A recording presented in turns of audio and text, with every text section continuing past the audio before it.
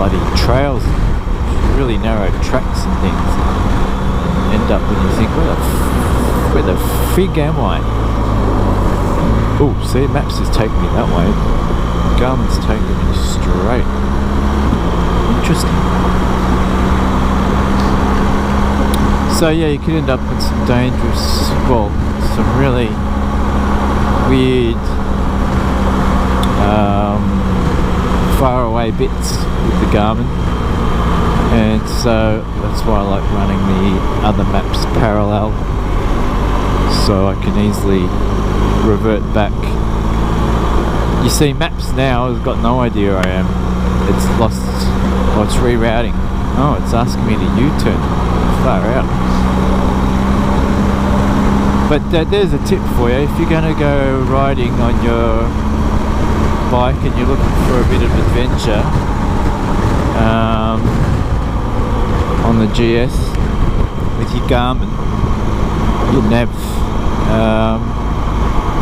run them side by side. So go follow the Garmin, put your Garmin on like windy roads and dirt road, right?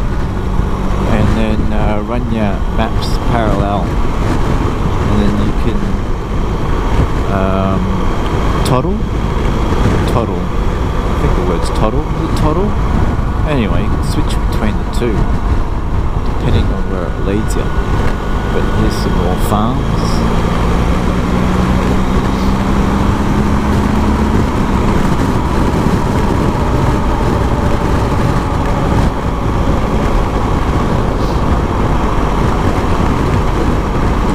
Roadwork, you reckon?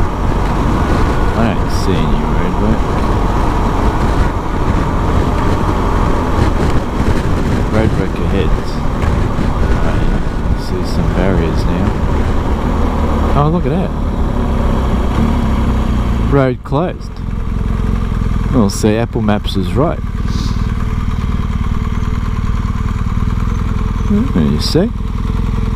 That's one thing I find. Apple Maps will know about roadblocks. That's why it kind of it navigates you. Sometimes it's insistent on that you go a certain way, and you should listen, because typically there'll be something, a reason for it. Oh gee, that road's buggered. So now I'll go revert back to Apple Maps, you see. It picks up more live traffic situations, and it'll keep you on the better roads. This has become an interesting video, hasn't it? We started from a docile home to oh, truck going. Oh, this is interesting. Crossing lanes. We've gone from a docile neighbourhood home to out on country roads where we're being rerouted and getting lost. So now I'll follow the blue line. The blue is the Apple Maps. The pink, is it pink or purple, is the Garmin at the top.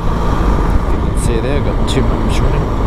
So I'll follow that blue line on the bottom, and then I might revert to the purple at the top later.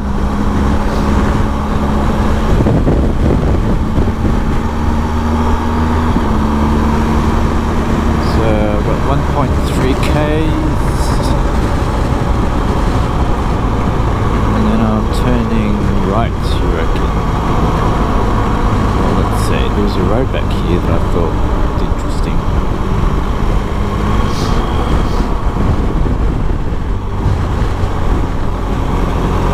Which one is it? See, more farms, a lot of farms around here, a lot of valleys. Was it here? Ah, yeah, it was here. See, Garmin's taking me this way.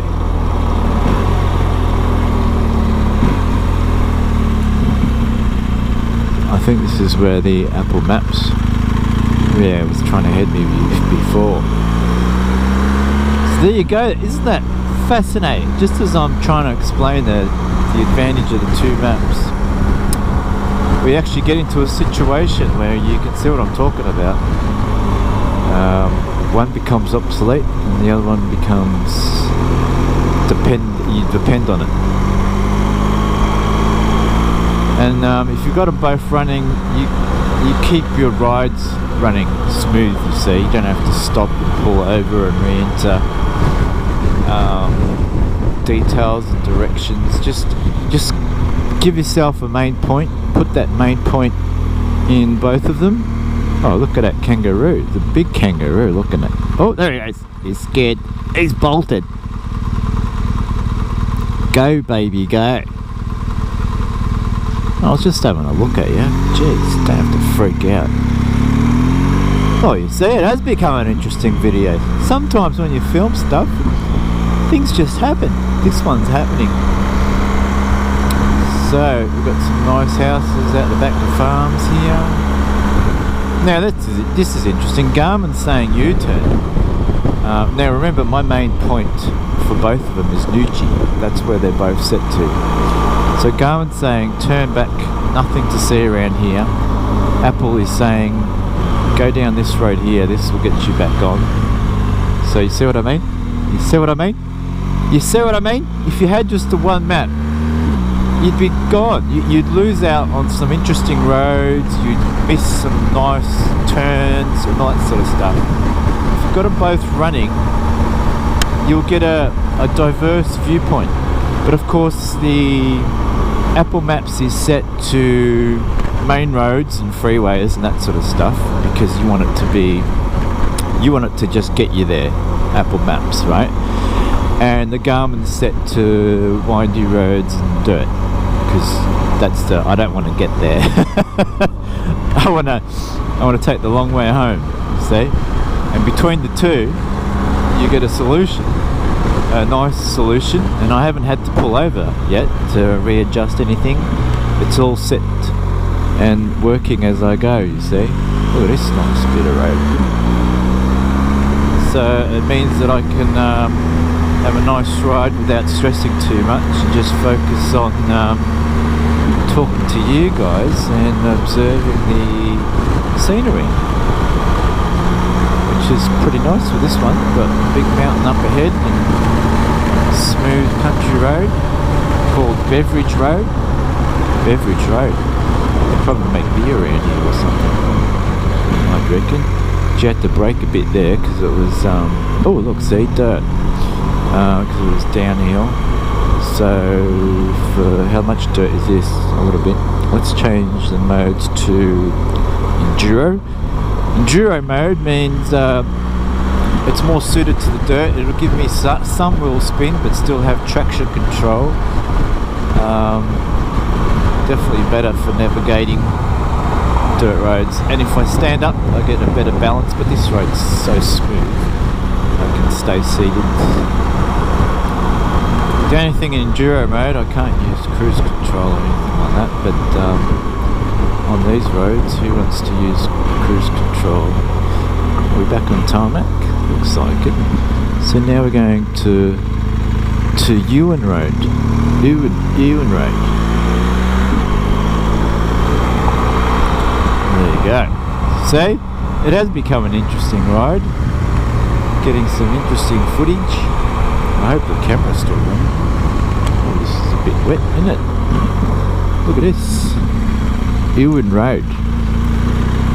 This is backcountry. Backcountry. And I don't live far from here.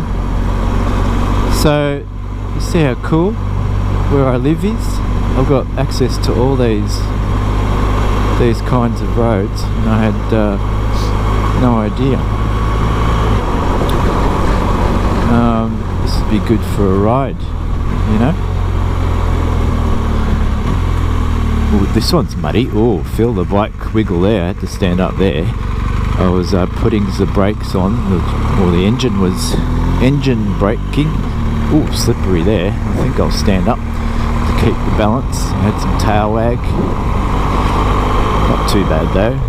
So 700 meters, I'm turning left.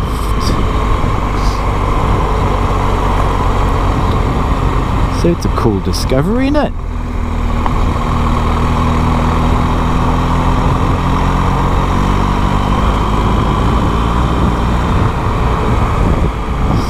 meters, turning What does Garmin say? Garmin says the same. Alright. Okay, they're both in sync now. When they're both in sync, that must be something good. That means they're both agreeing that, yeah, Nuji is that way.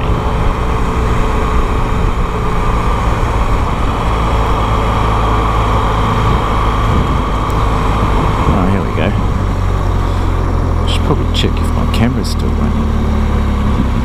Looks like we're back on tarmac. Alright. Oh, shit.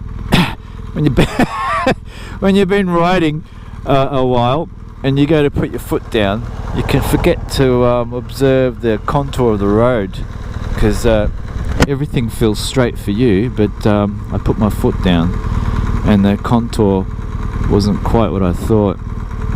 Looks like the video's alright. Okay, so let's go. We're going left. Okay.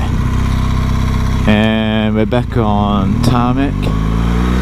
So what I'll do is I'll now go back to my bike mode and put it on dynamic, which is more suited to the road, provides me better traction control and less slipping for the tarmac.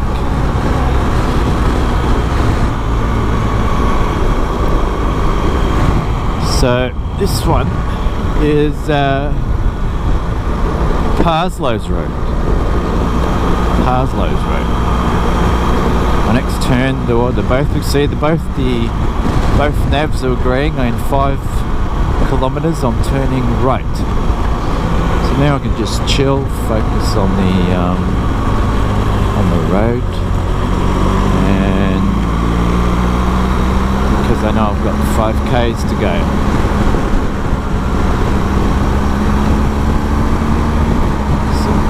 Horses there, horse paddock.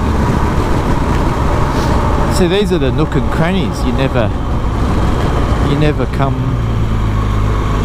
by, and that's the kind of stuff you do want to come by on the day off. You want to enjoy the sights and cows there, go to places you've never been. See, I would think I was way far from home, but I'm not. And there's all this land and stuff and road that I haven't been on before that I can recall. So it's pretty cool. There's a bit of wobble in the brake when I did the braking. The bike went kind of left and right. Just wondering why. The wheel's not coming off, is it? Jeez, that would be a problem. Maybe it was just grooves in the road, I think. But the bike's heavy enough to stabilise. If it was a lighter bike, I would definitely feel it more. But with this heavier bike, that's one of the good things. You get a nice steady ride. Oh, there's an old car. It's like I'm back in time on old roads with old cars. Cool. 2.8k's to go.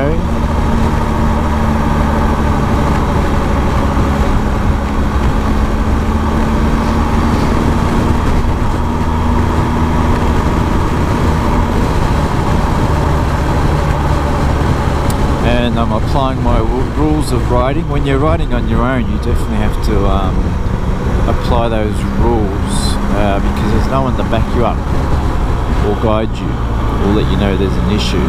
So what I'm applying here is only as fast as I can see that I can stop. See, now I can see further, so fine, I can go. So yeah, if you're applying those rules, you can go out on your own pretty safely.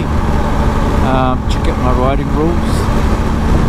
Highly recommend them, especially if you're on your own and out and about like this. Use them all the time so you get home safe. And here I'm applying relative distance, so although I could have gone faster, I'm not, because I'm too close to trees and shrubs and things, and there might be wombats and kangaroos and all sorts of stuff that might come out, so you've got to keep that in mind. and that's why I'm riding the middle of the road, and I'm not riding the side of the road too. I know I was on a ride once where a kangaroo just came out of the bush and smacked into a bike, just like that. So keep those things in mind. And there was a row of bikes. It's not like just a one-lane bike. There was a whole row of hundreds of bikes actually. It was a big ride. And the kangaroo just came out and bashed one. Gee, these roads are small and tight. Oh, here we go. We're coming up to the agreed point on the map, on both maps. Parslow Rd now. We're on Parslow Rd.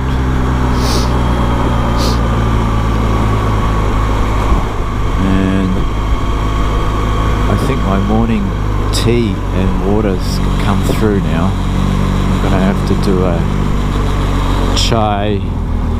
Oh, I think I might do it here actually. I might do it here. Chai break. Groceries, cigarettes, snap, open.